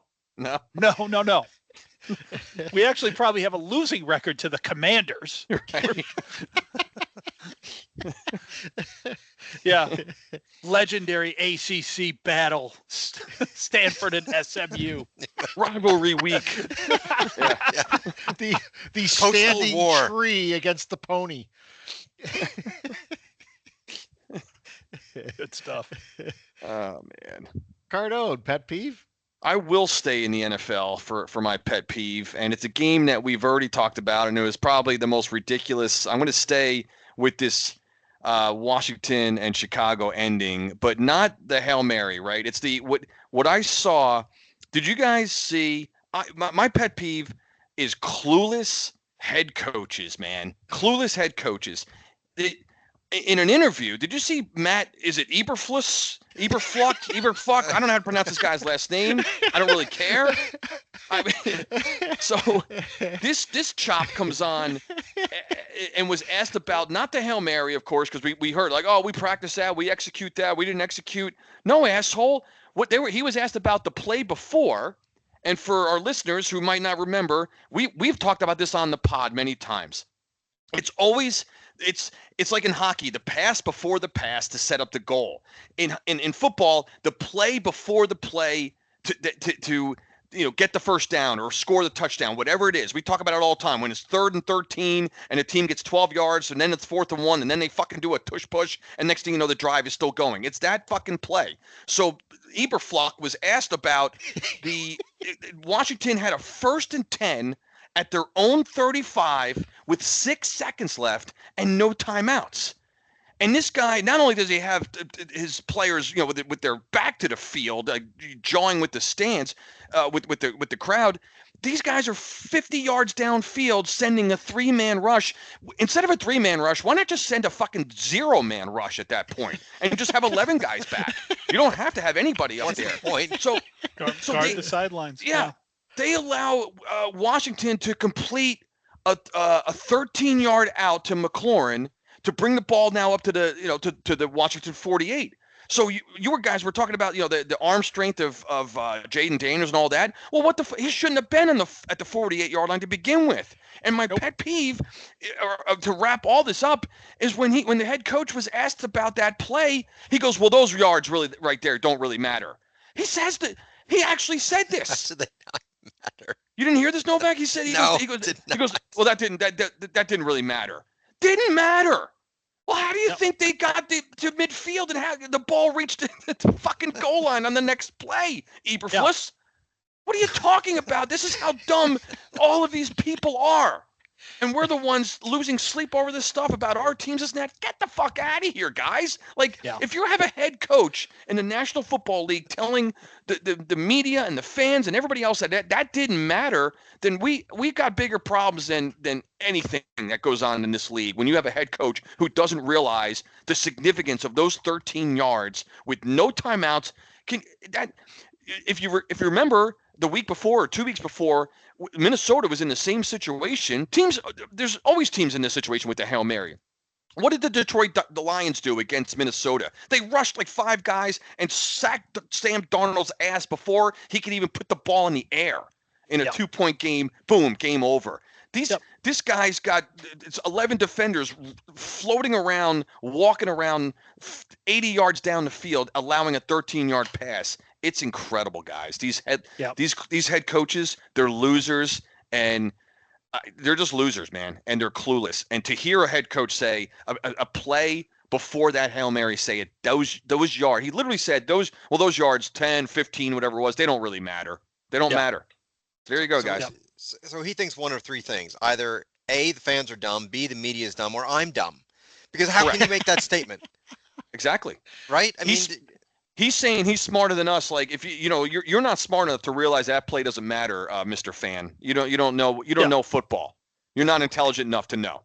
Right. Okay. Because you don't rush. Because he would have made the same play running from the 10-yard line, throwing from the 10-yard line. Yeah. Right. He would have done the old multiple, lateral play. Exactly. Changes the whole play. But guys, 6 seconds on their own 35. You could align 11 guys on the sidelines.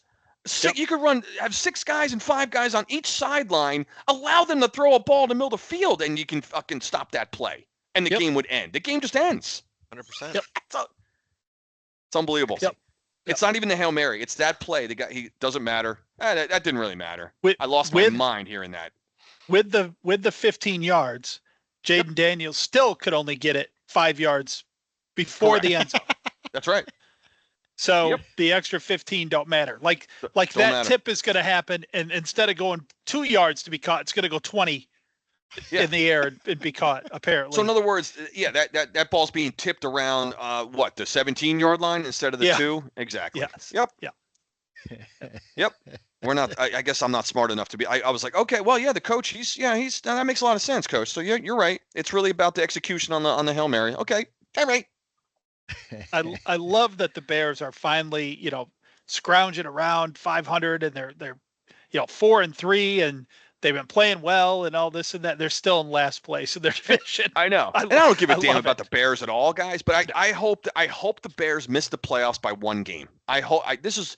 These are the things I think about come playoff time. I hope the Bears miss by one game, and obviously, what's the game we can point at? There you go. Yep. Not the coach will say that game didn't matter. Yeah, that didn't matter. You know what's incredible too about that game? That game kept the Vikings from being in the basement. Wow, really? Yeah. So if the Bears had they all won would have been that 5-2. The Vikings statistically would have been in the basement in that division. Incredible. Yeah. That's crazy. So my pet peeve sort of it piggybacks on a little bit of what we were talking about earlier with the Giants, and Mike called the Giants undisciplined, and they have been at times. This also to me is going back to the Minnesota Ram game too. So my pet peeve is the lazy narrative that happens when these teams make penalties. And we've talked about it before. Defensive penalties, procedural penalties, whatever they are, the narrative always becomes, well, wait a minute, it wasn't really the bad call that caused this. It was that the team was undisciplined. And the Vikings had a couple of really questionable calls on them on third down stops. The type where you look and you go, what did the guy do to draw the flag? And yet at the end of the game, well, there was that missed face mask, but the Vikings were undisciplined in this game. They made a lot of defensive penalties that they needed to clean. They need to clean that up, or they're not going to have anything going forward. And instead of drilling down on the real problem, which is the over officiating of these games, and I think Mike talked about Scott Novak just ruining the flow of games. It's not so much that as much as it is, again, it's a common sense thing. Officiate these games where the calls you make are happening because they impact the play at hand. Whether it's a illegal man downfield, a defensive hold, whatever it is, it needs to have a material impact on what's going on. You're either you're obstructing a receiver that's going out. You're holding a man who's about ready to go to the quarterback. Those are the calls that we should be making. And you're going to see probably 7 flags total a game if those are the plays you're calling. But no, we're calling all this other ancillary bullshit. And what happens is no one wants to call the refs out for this. So what the end result is the team that's drawing the most flags that day is undisciplined. And it happens week after week. The Giants and Vikings both are two of the most they're two of the least penalized teams in the league. And yet, when they do have these penalties, they're undisciplined for that game. Oh, look at all this. The Giants are undisciplined. The Vikings are undisciplined. You should be calling out, and I know it's not right and you get fined for it. They should be calling out the officials, because if Malik Neighbors drops a pass that's a key pass, he takes shit for that. He gets rated for that. But if an official blows a call, there's no repercussions. There's no repercussions from a league standpoint. There's never a guy given a suspension for fucking up a call. And the guy who missed the face mask call last week is going to be on the field this week, running the crew again without any impact of what he just did to the Vikings. He'll probably get a playoff game or the Super Bowl. Yeah. Why not? But yeah, it's a tough one. It's a tough one, man, because some teams just are undisciplined, and that travels with them from week to week, and then so it repeats on itself. So now the officials think they see something. Well, I'm going to call it. I've been looking for that. This team is undisciplined. We know that coming into this, they're leading the league in penalties or whatever, and you never know. Like on this motion thing, this could have been a coach going to the officials before the game and saying, I need you to keep an eye on Neighbors. He's constantly in motion. That could have been the result of something like that. You don't know. But your point about the these calls that don't impact the play, and I know a lot of people might say, well, maybe that player would have been impacting the play had he not been held, or had he not, whatever. But there's a difference, and I think, Scott, I think you understand that, and I think this is what you mean by that. There's a difference between like grabbing and holding a guy who's in another hole where the running play's going, and an offensive lineman who's 1 yard downfield on the opposite side of the play, not blocking anyone and not doing anything. And those are the ones that, to me, they just need to go. I mean, it just needs to get out. It has no place. It's that, and it's the defensive illegal contacts or defensive holdings that happen on the other side of the ball where, frankly, a lot of times they aren't even impeding the receiver. So you're not impacting that receiver at all.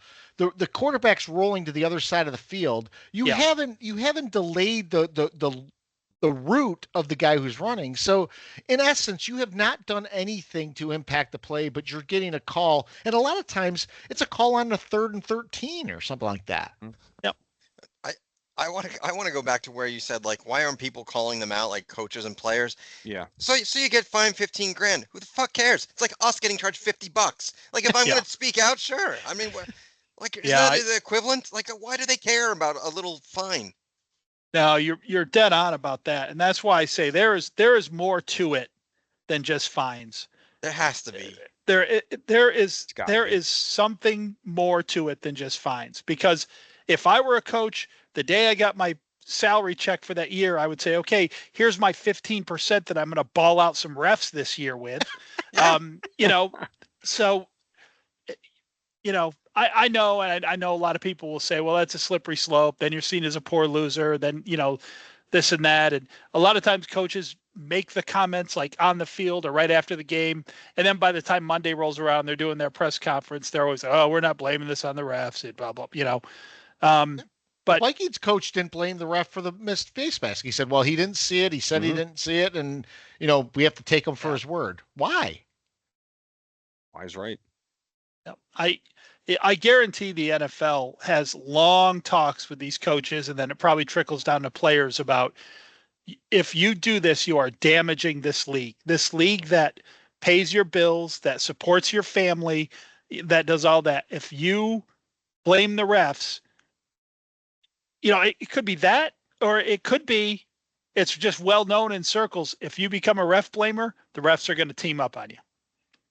Maybe I might. That might be more that, like, I don't want to piss off the officials because I'm going to need some calls next week. And, who knows, but I know they need to be held accountable. I know better than anybody. You don't piss off Scott Novak. I'm just saying.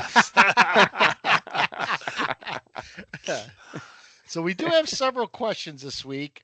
Coons asks, who will be the first New York coach fired, Boone or Dable? Doesn't bring up Saleh, who is already fired, as we know. But guys, the Yankees are in the World Series. I'm watching the game right now. I'm not going to give Cardone any hint of what's going on. But to me, even if the Yankees were to get swept in this series, I mean, they made the World Series. It's really tough as a fan for me to say, yeah, Boone's got to go. And I know Boone makes some bad decisions. I thought he mismanaged game one about as bad as possible. The way he brought in Nestor Cortez, who hadn't pitched in, a month, and gave up the grand slam to Freddie Freeman. But I would go with Dable only because we're in the World Series right now, and we're not going to go to the Super Bowl. Yeah. No, we're not. I still, and I know nothing about baseball. I know nothing really compared to the NFL. But I think Dable has a longer leash than Boone from what I hear. I agree. I've heard a lot of people say, unless he wins this World Series, he's definitely gone. He's not the right coach for this team.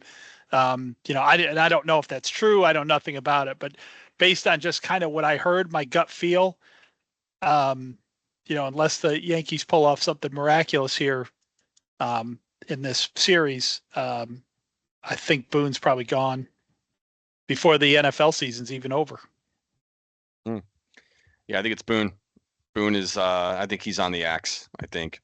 And fair or unfair, however you want to look at it, I think, again, the expectations for the Yankees are to win the whole, to win the World Series, not just get there. I mean, it's a lot of pressure, and it's maybe it's unfair, but they're built to win to win the World Series. Boone has been there, 8 years now, 7, 8 years. He's had a lot of success. He's got a lot of, regular season wins, and they've fallen short many times in the postseason. We know about that. In the American League, and this is the first year they've been to the World Series in 15 years. First with Boone, but if he would be the first one to go. I think Dayball seems pretty safe right now. Mara, whether he's being truthful and honest or not, it's he's come out and publicly said that Dayball is he's got confidence in him. So of those two, it's a good question. I think Boone would be the first one to go. Question. Yeah, it is. A good question. Yeah. So we also have a question from Alex. Well, it's more of a statement from Alex Lyko, but he says, "Is he nuts for thinking the Giants are a playoff team with a mid to top tier quarterback?" And I'll say this: look, Jones is taking a lot of shit this year. He's getting it from all ends. We've seen games this year the Giants lost because they didn't have a place kicker. We saw games where they weren't winning the Minnesota game with any quarterback. There's I keep seeing people post on Twitter the Giants would be over 500 if they had Tyrod Taylor as their starter. No, because Tyrod Taylor would have gotten injured in the first quarter of the first game. How many times do they have to say? And so you see this stuff posted, and I think it gets ingrained in them. I think the Giants are building a good roster. They have neighbors this year. We've seen some good play from Brian Burns, Ojulari, Kayvon Thibodeau, Tracy. They have the core there. And I think next year you add to that core and you bring a new quarterback in, perhaps they will win. This year, I don't think we're just a quarterback away. We're not a quarterback away. And if you were to have brought in a Kirk Cousins right now, we at best probably have one more win. Yeah. I would agree. I agree with that. I do. Maybe if you could bring in Patrick Mahomes somehow, magically, we might be flirting with 500, but Patrick Mahomes isn't available, and he's not available to draft, and he's certainly not available in free agency, and he's not someone else's backup right now, and he's, Jones is. I am down on Jones and I don't even know yet if I should be, but I am. There's just too many things that don't go right when he's behind center. My gut feeling on this team now is you take Neighbors, you take Tracy, you take Thibodeau and Burns, Dexter. I'll just keep to the offense. Tracy and Neighbors, and maybe even Theo Johnson, and because I think he's going to be a good tight end, and I'd blow the rest away. Andrew Thomas. Yeah. And I'd blow the rest away. There's just something not functional here. And I don't know what it is. The offensive line's playing better. The results are still the same. I would have told you, and I did tell you, coming into this year, this offensive line automatically means the Giants won't be 2-7. They won't be 2-6. They're going to play around 500, and if they get a couple breaks, they might make the playoffs. If they get a couple bad breaks, they might finish outside. That was wrong. Clearly, that was wrong. The offensive line has not been terrible. They've had a couple games where they've not been very good, but it's not. This is not solely on Jones, but Jones has to go, along with a lot of other people. He's going to be gone. Jones is going to be gone. But to answer the question, I think it was Scott who said, maybe they have one more win. No, playoffs? Yeah, playoffs. No, it could be no. It was I think the question was mid-tier to upper. No, it's there's way too many things just missing. That's not right with this team. Wouldn't matter. What I hope does not happen, because let's face it, the Giants might get 4 or 5 wins this year, maybe 6 if they're lucky. I hope that does not preclude Dexter Lawrence from getting Defensive Player of the Year. He's playing like a Defensive Player of the Year. Yeah. So Peacock asked a couple where questions. Are you finding 6 wins on this schedule, by the way? That's 3 times as many we have right now. So we're going to Germany, and we're turning our fortunes around after Germany. I will pick the Giants next week. So Peacock asks a couple questions. He said if Hunter and Sanders are there, which one of them do you take from Colorado? Hunter. I'm taking Hunter 100%. No, there's no question. You want nothing to do with Sanders and Yeah. his father and the No. mess that comes with that. And I'm Yeah. afraid the Jets are going to, but nonetheless, I would say so far away from that guy. Yeah. But doesn't he seem destined for the Raiders? Dion and yeah, Yes. I and Shador. can see that. Absolutely. He just looks right in a Raider uniform. Yep. Yeah. And then this is for the Jets. Is Rodgers back in 2025, and under what circumstances if he is? Hell no, he is not coming back. They don't want him, and he doesn't want to come back either. He has killed his legacy by being part of this shit franchise. He's heard And it. he is not going to live through this again. He is the god of football. He is not coming back. No So way. is he retiring? Yes, he 100% retires, guaranteed. And now we're stuck with Devontae Adams and Son Reddick and all these bloated contracts with these losers. So no, he's not coming back. So my buddy Mike Harrison asks a pretty good question. He said if the Jets and Giants switch for, or if they were somehow joined forces, who are the top 3 picks from the Jets to add, and vice versa? Who would be the top 3 picks from the Giants to add? That's a good question. And who is like the it. first cut, and who do you keep as head coach? I mean, I'll go first. I would absolutely keep Daboll. From the Jets, I would take Quincy Williams, Quinnen Williams, and probably Sauce Gardner, because lockdown corner is big in the league. And if I were the Giants, obviously I would take Dexter Lawrence, Neighbors, and Andrew Thomas. So when I thought Dable should be the coach, I did not do who the Jets should take from the Giants, but who the Giants should take from the Jets. I thought Quinnen Williams, Sauce, and then I'd take Garrett Wilson. I think if you give us another wide receiver, I'd take him. Yeah, hard to argue with any of that. I mean, I completely agree that, if I'm cherry picking things, I want to join forces and start with one team. I want a defensive line and I want an offensive line. So I'm taking Thomas and Dexter immediately, and then it's probably Neighbors. Yeah, I got a lot of the same guys. Daboll for the coach for sure. Yeah. I had. Well, wait, I Sauce. would take Salah. Is Salah available? So we could just for the drinking game. Just for the drinking Just game. for the drinking game. Yeah. And the first cut, I would cut Rodgers because he's a cancer. So. Oh yeah, Rodgers is being cut. Rodgers and Jones. I'd have no quarterback. Yeah. Yeah. I'd just go quarterbackless. Yeah. Even if the Giants and Jets join forces, they still don't have a quarterback. Yeah, I wouldn't have a quarterback. Could they beat the Chiefs if they combined? I don't think they could. I would just go Wildcat and stuff. Yeah. Yeah. We could have Tyrod for a couple games. Yeah. Yeah, I'd have Breece Hall in the Wildcat all game. Yeah. Go with him. Hall, throw to Wilson. Sauce is my my secondary. For the Giants, Sexy Dexy, Neighbors, and Thomas. Yeah, you got to have tackle there, and Neighbors is he's a bright young receiver there. So of course, yep. Love that question. That's a great one. I will not give away why I'm making faces. Don't. Too late. So what's more likely this week? Because we know what's happened with Jones at home, a Jones TD pass or a Giants defensive interception. They only have one so far this year, if you guys can believe it or not. We have a lot of sacks. We only have one defensive interception. Yeah, the NFL won't let Jaden Daniels have an interception, so definitely the touchdown.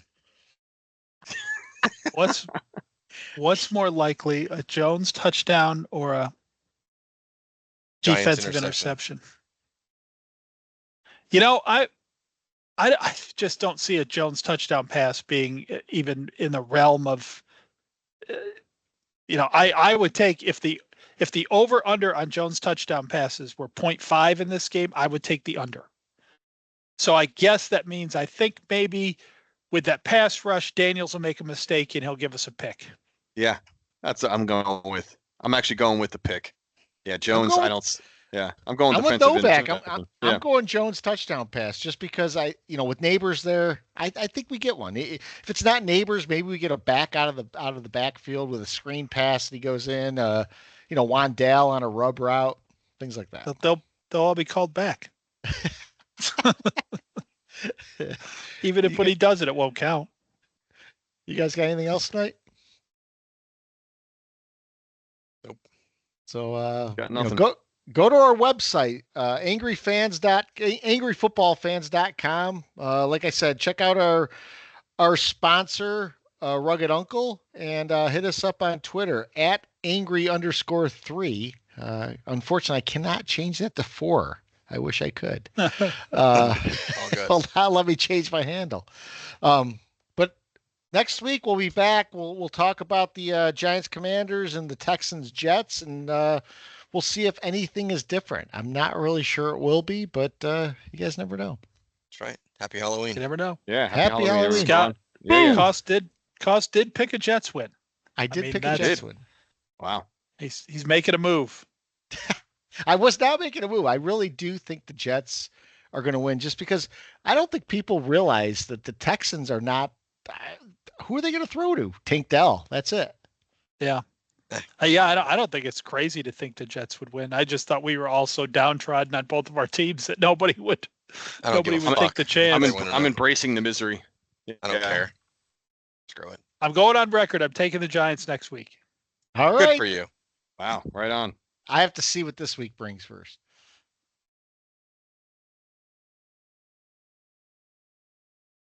All right.